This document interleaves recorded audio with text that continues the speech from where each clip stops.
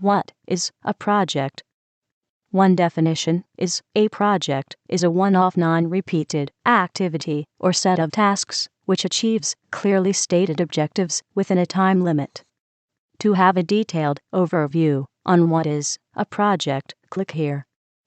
The detailed overview will be opened, and once you have completed, click Next to attempt Activity 1 or Previous to return back to What is a project page.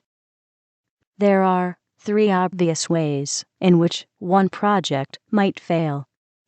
It might run over budget, meaning it has to stop before the goals are achieved because of insufficient funding.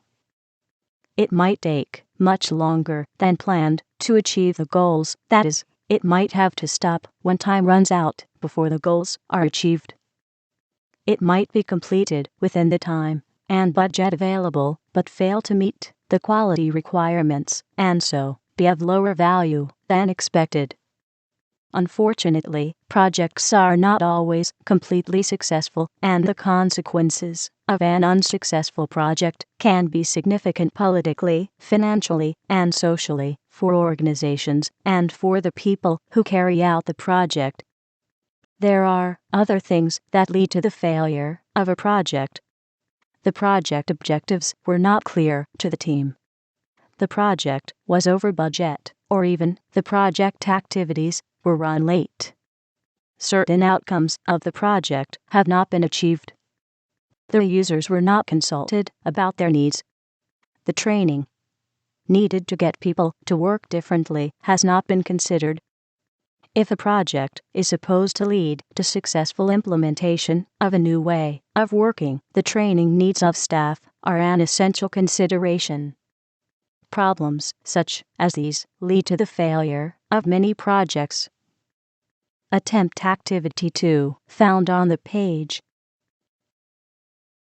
Where do projects come from? By clicking on the following links below, you will have an overview of the important points that are well elaborated in details. Upon completion of your reading, attempt Activity 3. A project involves the transformation of inputs into an output or product. For example, people's mental and physical efforts, bricks, and equipment might be transformed into a new road, a municipal park, or an advertising campaign. The output might be sold as a one-off immediately after the project is complete, for example, a new hotel building, or used to gain income at some time in the future by operating the hotel and accommodating guests. Below are some input-output questions. If you don't know where you are going, you might end up somewhere else. Aims are broad goals and can encompass an organization's mission and values, whereas objectives define more precisely what the project is trying to achieve and how success will be recognized. The SMART principle is often applied to objectives. They should be specific, measurable, achievable, realistic, and time-bound. Anyone in the organization or outside it who has or might have a legitimate interest in the project and its outputs or outcomes is a stakeholder.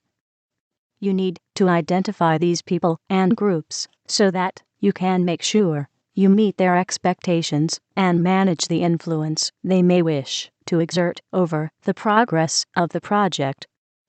Particularly important among the stakeholders will be the project sponsor, that is, the person or group who set up the project, authorize the resources, and put you in charge of it.